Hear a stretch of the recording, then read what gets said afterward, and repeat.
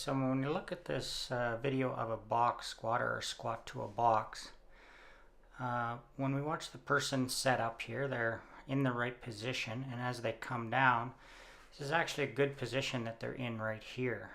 The angle of their back is pretty good, and their hips are right above the bench, so that's all good.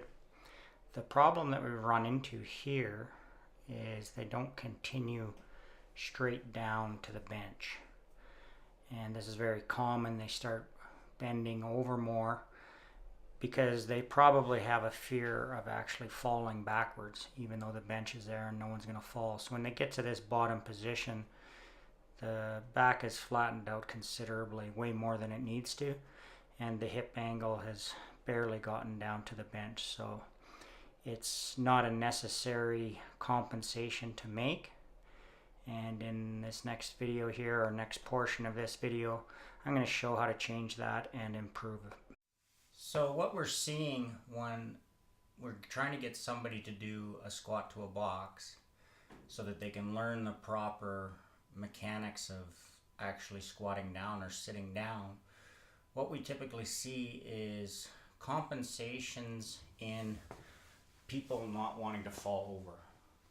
So instead of, if they're not set up properly with their hips and stuff as they begin to come down, instead of being able to maintain this spine angle that they achieve at about this position, your spine angle really shouldn't change much, because people are scared of falling backwards. They'll get to this position, which is pretty good, and then they'll start compensating where the hips don't go down but the forward angle changes, and then they might come down, and then they'll say that they can't get below parallel or can't get to parallel, which isn't particularly important for most people if you can get, but pretty much everybody, if not everybody, should be able to sit to a parallel surface, just like you would be if you were sitting into a chair. That's a lifelong skill that people should have the strength and the flexibility to do. It doesn't take much.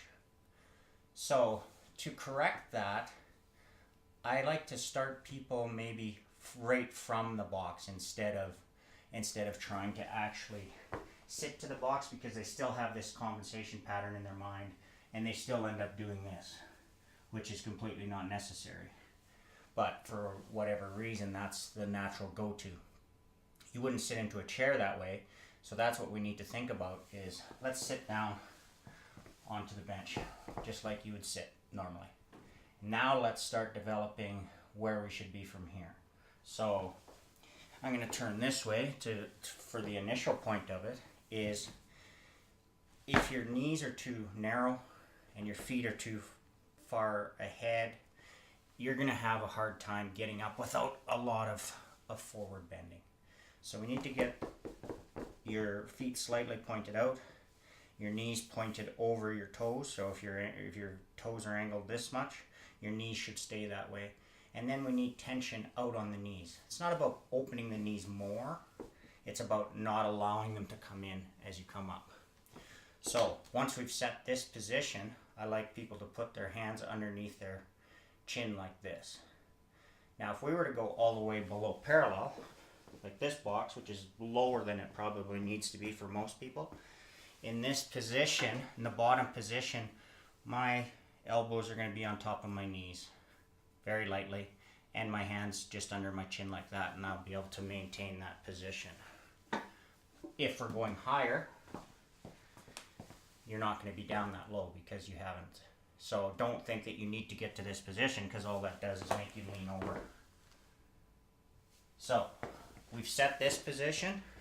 Sit down onto the box, get your feet so that they're flat, pushing evenly into the ground, knees slightly pointed out, hands under your chin so that your back is nice and flat. Doesn't have to be straight up and down. It should have a little bit of forward lean to it. And from this position, you should be able to stand up and return to the starting position. So start from the bottom position and then try and mirror it on the way down. And pretty much everybody should be able to do this once they get past the mental block of falling over. The bench is here, no one's falling. within a very short amount of time, people that I've trained one-on-one, I've gotten to do this in a matter of one training session. Sit down onto a low box. This is a lower box, and I'd probably use it most people. But I'd like to see something that's pretty much close to parallel. And from this position, once again, you set your feet so that you feel like you're pushing evenly into the ground. Get your hands under your chin like this. And now from this position, you should be able to push up. And on the way down, now you're mirroring that position. So when you're first doing it, you may get here and then kind of get stuck because you're used to still doing this. But you have to get down and slowly lower yourself down. Like I said, this box is lower than I'd use for most people, so I would recommend probably a little higher, but if you're starting with a higher one like this, you can certainly do it, starting from the bottom position. If you're trying to start from the top position and you end up doing this, and then from here you're fine, well, that's not really going to help you develop a better pattern. So start from the bottom, push up, mirror it on the way down. Try not to crash down onto the box. If you're slamming down onto the box, you're not maintaining control. And the box is probably a little bit too low for you if you are. So, and then once you can do that, then you should be able to move the box away. Most people don't need the box for very long, but use it as needed. And then you should be able to do the same type of pattern. And then you can start adding goblet squats, whether it be with kettlebells or dumbbells or whatever. So if you don't have access to a box like this, you can stack up 45-pound plates or bumper plates, anything to get yourself up to where you're in that position where your hip, I would say probably about here, is fine for most people. If you need to start with a higher bench, go ahead and do it. But this should be very easy for most people. You should be able to get this movement in a matter of minutes.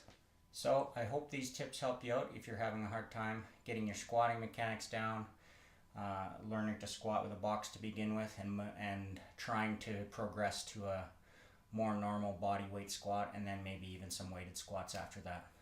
If you have any questions, Kevin at bodyperformance.net. I'll talk to you again real soon.